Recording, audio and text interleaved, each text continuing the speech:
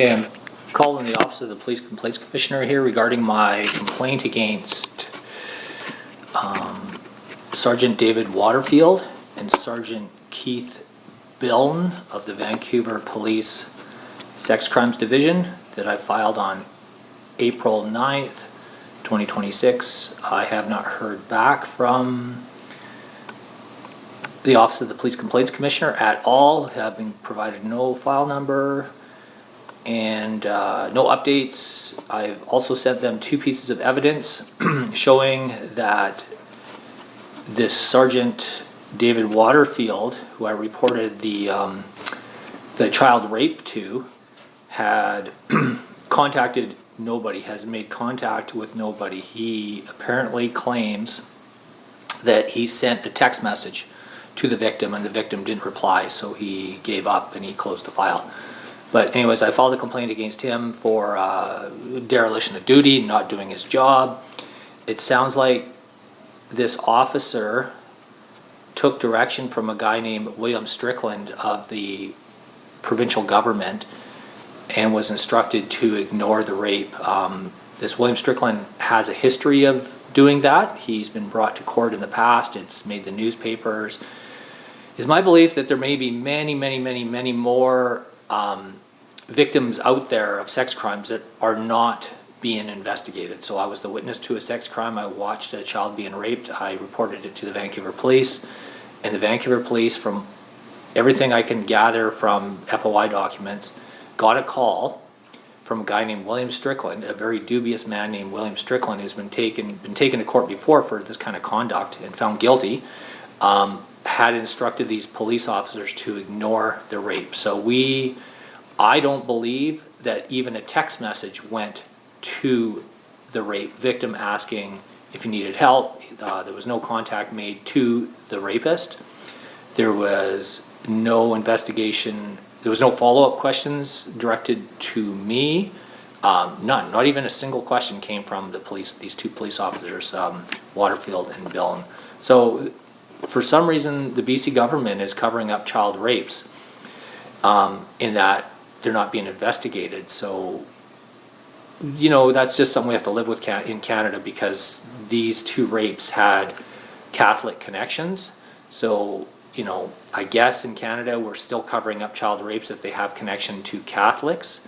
Well, I can't prove that though, like why they would want to cover up these rapes repeatedly. And then, from what I can gather here, this is pretty common. But I was figuring I could go up the chain of command and file a complaint to the Office of the Police Complaints Commissioner regarding these 2 officers.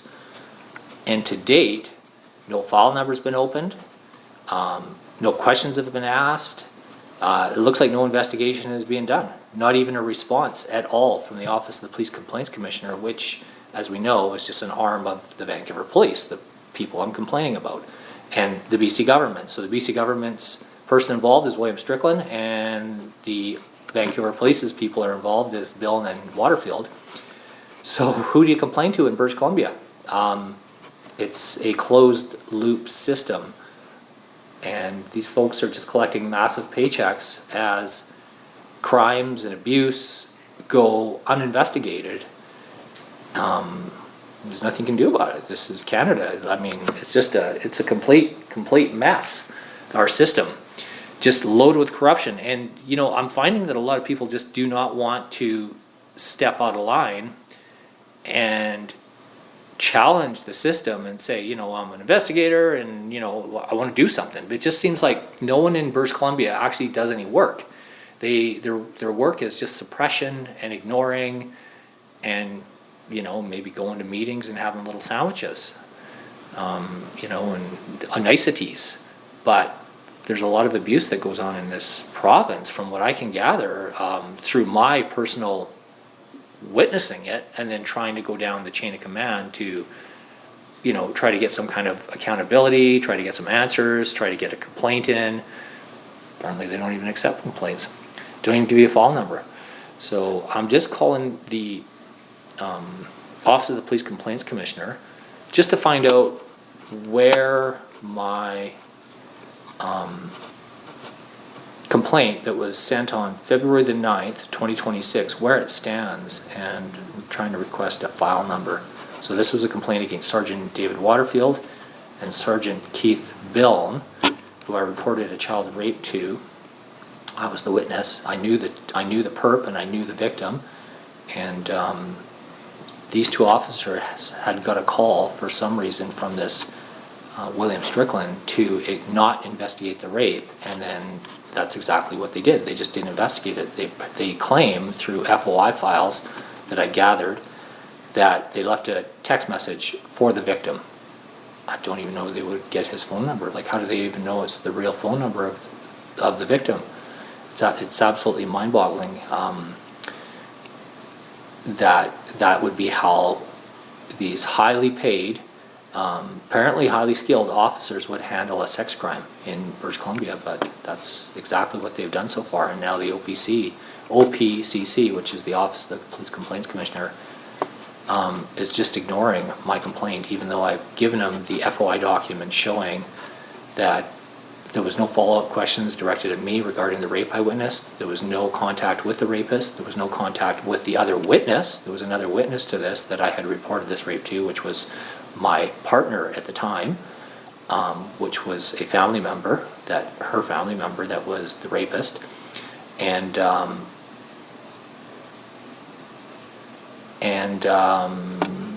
yeah, no questions asked. I forgot where I was going with that. I'm trying to read here the dates I sent this, but yeah, I don't know what to say. You know, this is the Vancouver Police. They're just, and the BC government, they're just, you know, at first I thought it was dysfunction, but as I go down the chain here of command and try to get some kind of accountability, I'm finding out that it's more than just dysfunction. It's actual corruption. And the guy that leads you know, there's a lot of people that make a lot of money at the Office of the Police Complaints Commissioner, and they don't do anything. And right now, the chief at the Vancouver Police is Chief Constable Steve Rai, R-A-I, and he's been made aware of this situation via email. He has also not replied. So I can imagine that the Vancouver Police now are just like, you know, don't answer, right? So yeah, you know, so this is just a curiosity thing now. I mean, you know, rape is pretty common around the world, and I'm finding out it's pretty common in Canada, so common that they don't even investigate anymore. So, you know, it's pretty shocking for me. I guess, you know, maybe my audience listening here knows that rape is pretty acceptable. Child rape is pretty acceptable in Canada, and that it's not even worth investigating, not even worth asking any questions, follow-up questions. It's not worth contacting the alleged rapist, the alleged victim, or the audio recording I have of the person I had told the night I had witnessed the rape, had fully admitted, and then tried to, in her words, poo-poo the rape because it happens in Cub Scouts and hockey anyway, so why am I making such a big deal of it? And it would seem that the Vancouver Police and the OPCC have that same sort of attitude regarding child rape. So, you know, I suppose a lesson for me regarding what's acceptable in Canada. Anyways, I'm going to give them a call here. So their number is 250-356-7458.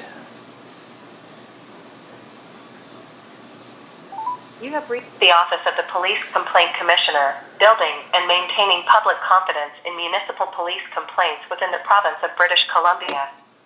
Please note that communications containing inappropriate, abusive, threatening, or offensive language will not receive a response. Please select from the following menu options. If you wish to make a complaint about an RCMP officer, please press 1. For all other inquiries, including new complaints and process-related questions, please press 2.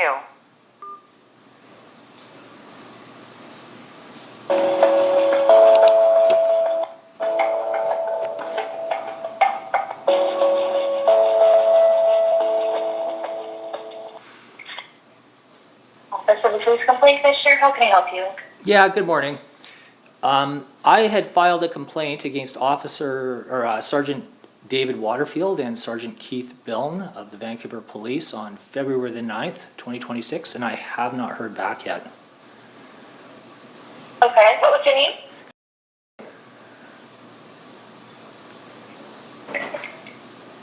Just a moment here, let me take a look.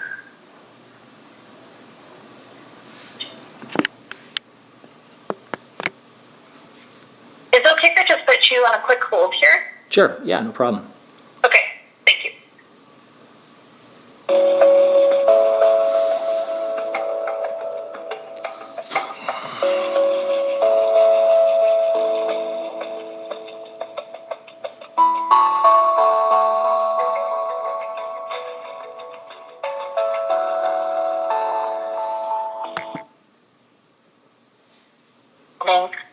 Yes, so we have received it. It just has not been processed as of yet. We have a very high volume of complaints right now, so we are working through those as quick as we can, but I don't have an update for you at this moment. Oh, okay. Do you have a file number at all?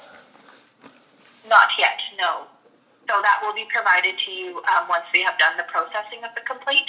So I don't have one created for you at this time. Oh, okay. Can you explain how that works? How a file number comes about? Like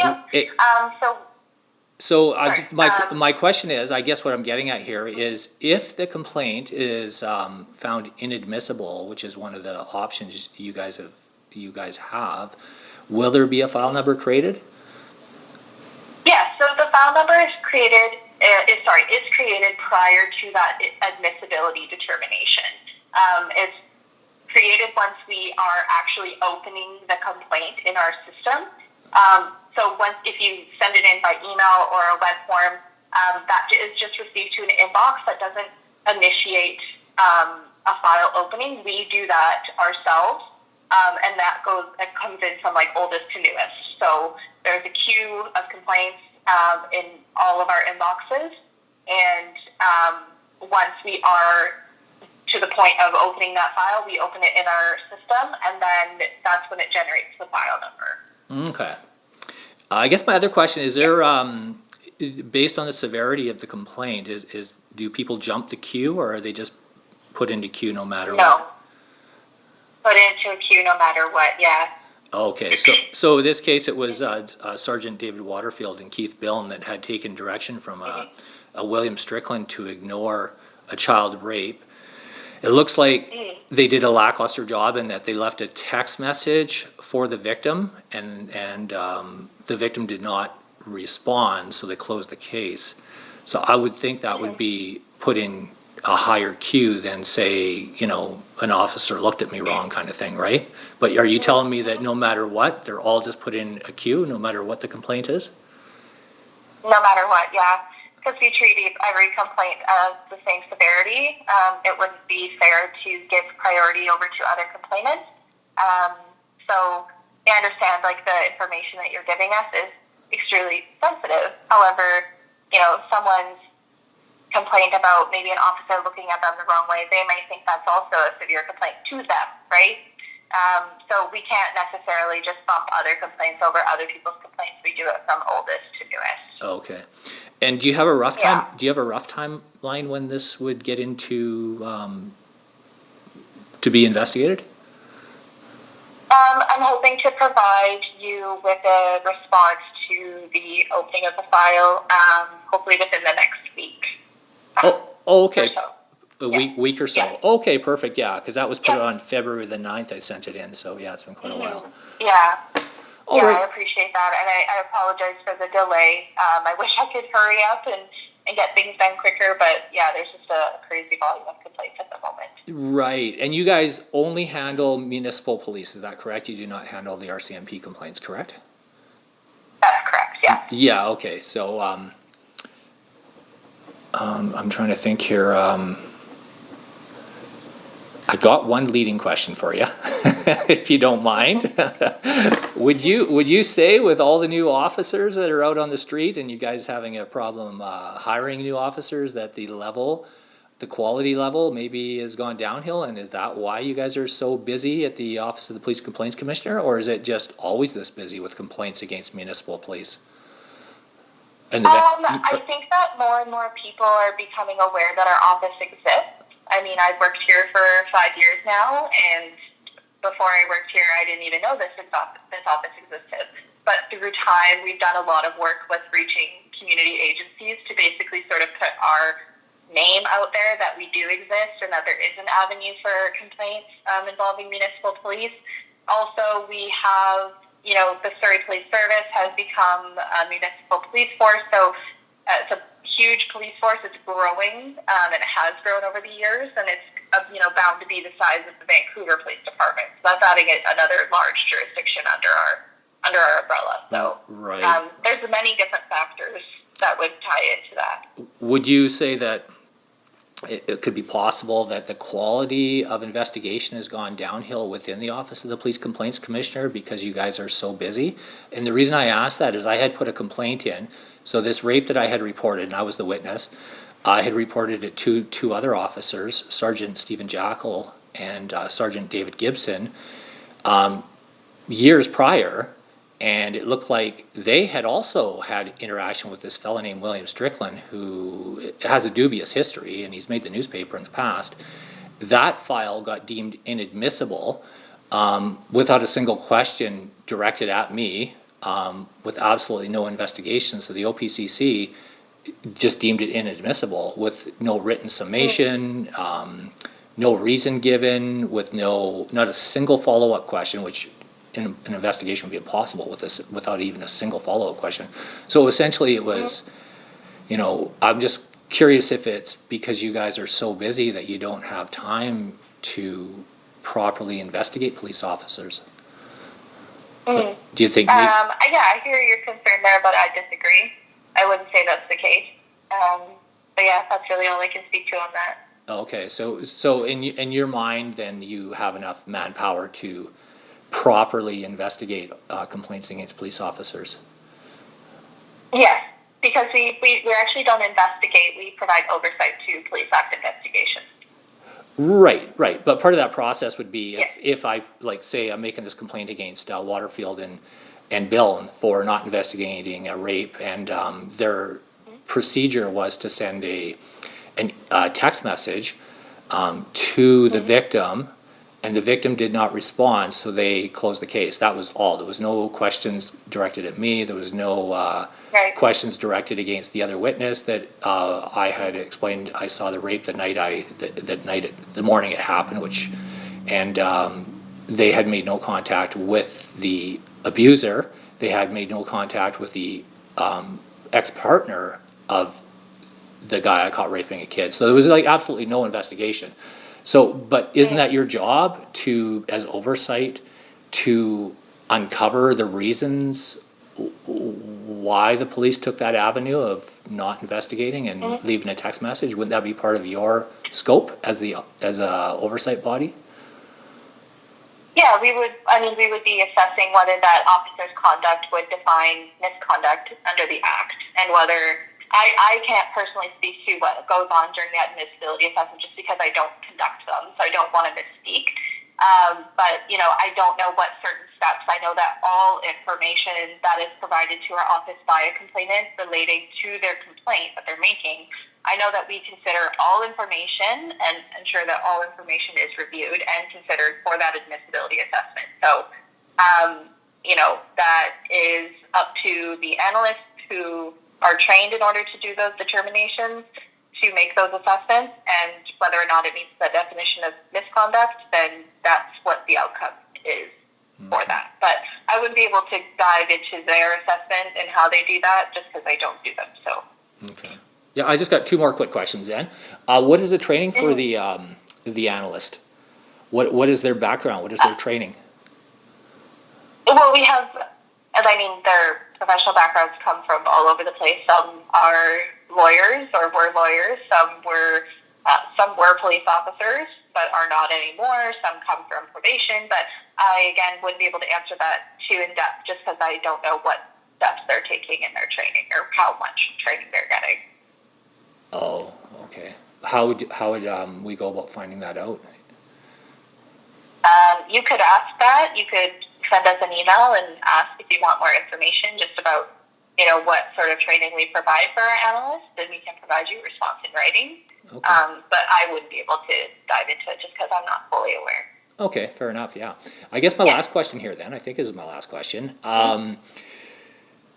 When you guys deemed my last complaint against Sergeant Jackal and Gibson inadmissible when they took direction from the BC government to ignore the rape that I witnessed and reported to them, and there was absolutely no investigation done, which we know there wasn't because the Vancouver police opened up the file again and then did this exact same thing and didn't do their job. But how would I review those documents? Like, the analyst came to the conclusion that the complaint was inadmissible without a single question directed at me. She must have decided that based on something. How would I acquire those documents? She must have left a paper trail of some sort.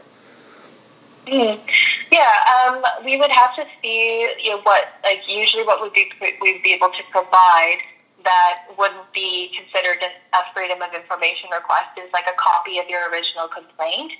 And the admissibility decision, so that letter that you got as well. But if you're looking for more further information past those documents, then you'd have to request those in writing to our office as well. Okay, so the letter I got back was pretty wishy-washy and really gave no explanation whatsoever. It was just rhetoric and broadly written. But would I be able to get documents, like actual conversations with people? Like, was there any conversation with the analyst and the officers in that case? Like, how would I get those? I think maybe I can help by giving a bit more insight.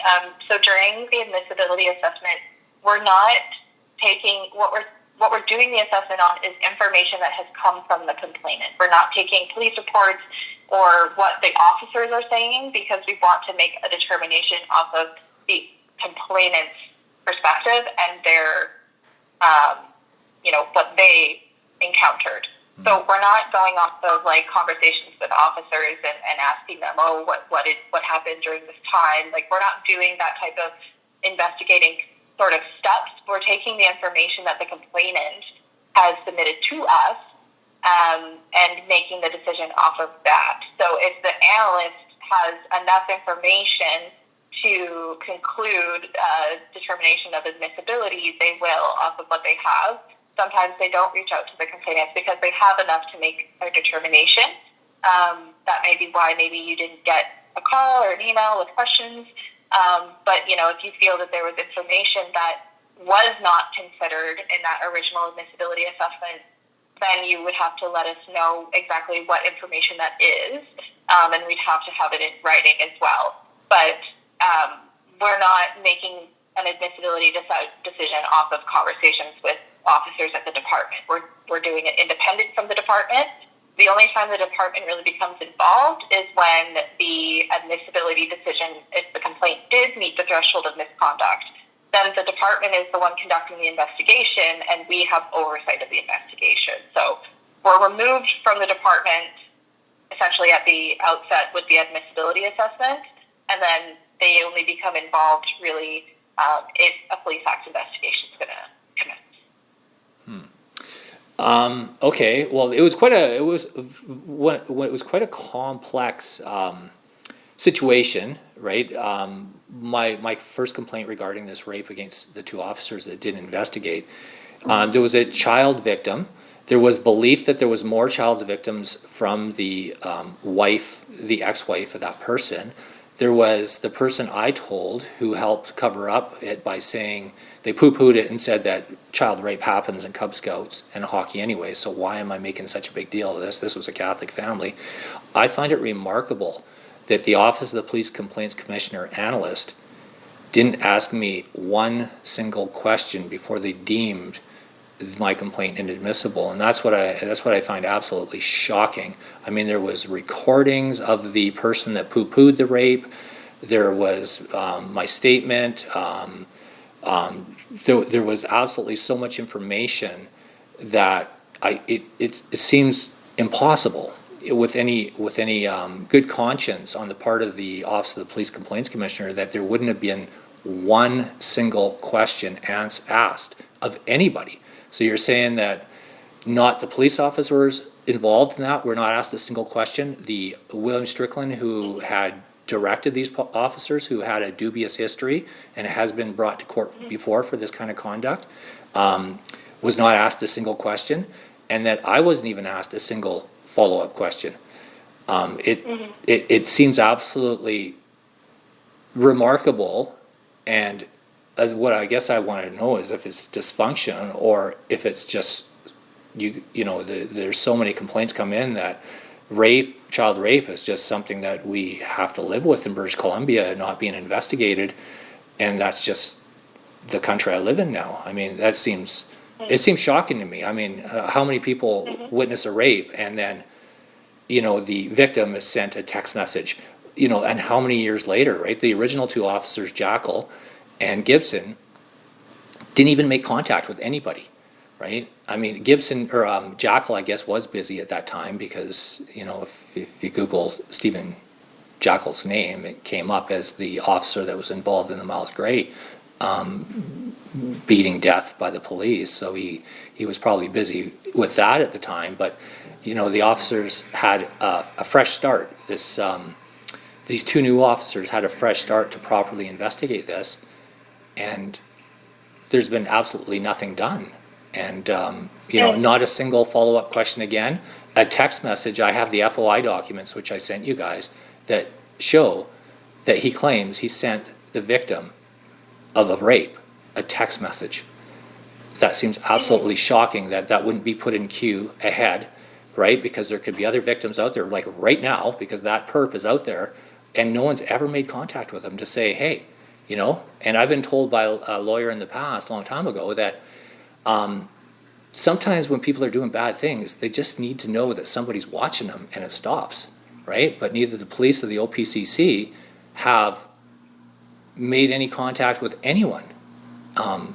This is just an absolutely remarkable case, and it's been an eye-opener. I mean, I watch world events on the news, and I see this, horrible things happen all over the world. But I guess this is just it sets me back as someone that, really put my trust in the policing system and the municipal policing system, the Vancouver Police, in this case, to find out that there is no accountability, there is no questions, there's just, we deem this inadmissible. I mean, what do you deem inadmissible, right? I mean, what do you deem inadmissible? That this isn't worth investigating? That's what you're saying. The OPC said that it's not worth their time, whether for whatever reason, to even investigate these two officers, to maybe put them on a better path, or to have them do their job properly, right? I mean, we don't know if they're just this is the sex crimes unit, just the officers just sit with their feet up on a desk all day,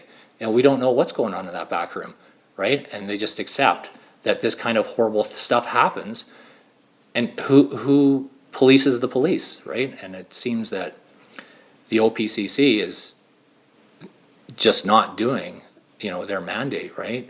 But anyways, I don't want to take any more of your time here. I just I'll wait for the results of what this complaint what becomes of it, right? Yeah, okay. Yeah, I appreciate that. And, I hear you. I do. I wish there was a way that we could prioritize, a complaint, but I can't. That would be really unfair to other complainants. It just has to get processed in the timelines that we have received it. So just know that we do have it, and we are going to be providing you with a response, and that we're truly doing our best to get through the processing here at the moment. All right. I appreciate your time. Okay. Yeah. Thank you so much. All right. Take care. You too. Okay. Bye. All right. It's May the 5th now of 2026, and the OPCC has followed their typical whitewash scam, and you really can't put it any other way. So essentially, the OPCC took the file, they dragged their feet. No analyst ever talked to me. There was no questions, again, as explained to this lady here. And essentially, they created a letter saying they found it inadmissible, which is complete nonsense. They left no explanation in the body of their letter. They gave no reason. They never contacted the police officers and asked them any questions. And essentially, a child rape that I witnessed was not investigated because of a guy named William Strickland. The BC government told the Vancouver police not to investigate a rape. The Vancouver police said okay, and they did not investigate the rape. And now the BC government, this guy named Sharma from the BC government, is the one that took the file and has completely whitewashed it. He is neither a police officer or a lawyer. He is just a guy who does the bidding of the BC government. So it's a circular sort of system where one hand is policing the other hand, but it's the same body, so they never find themselves responsible. So I just don't know what to say. It's heartbreaking to know that the BC government, the Vancouver police have become absolutely entrenched in corruption and gibberish. And you can't help but listen to this lady, and she says that it would be unfair if someone put a complaint in because a police officer gave them a dirty look to put that person in the back of the line and have officers that whitewash sex crimes on behalf of the BC government ahead, because that would be unfair to the other person. The BC government, the Vancouver police have gotten so nonsensical, just absolute gibberish they talk. But the long and short of this, there was a rape that I witnessed. I was threatened not to go to the police by a person. That person was never investigated or even questioned why they threatened me. And they carried out their threats, right? The threat was I'd never get to see my kids again, and I've never seen my two sons again. I'm the dad of two kids, and she says if you go to the police, you'll never see your kids again. And she held out. She kept her threat. I haven't seen my sons in years. Waterfield and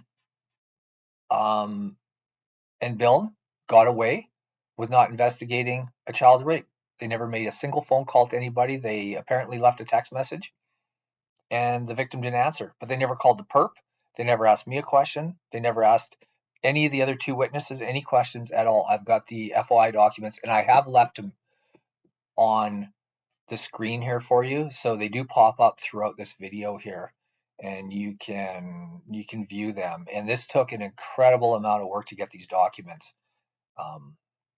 It's not easy getting transparency from the police and I'm saying here the Vancouver police, which is a municipal, highly corrupt municipal police force. We're not talking RCMP here.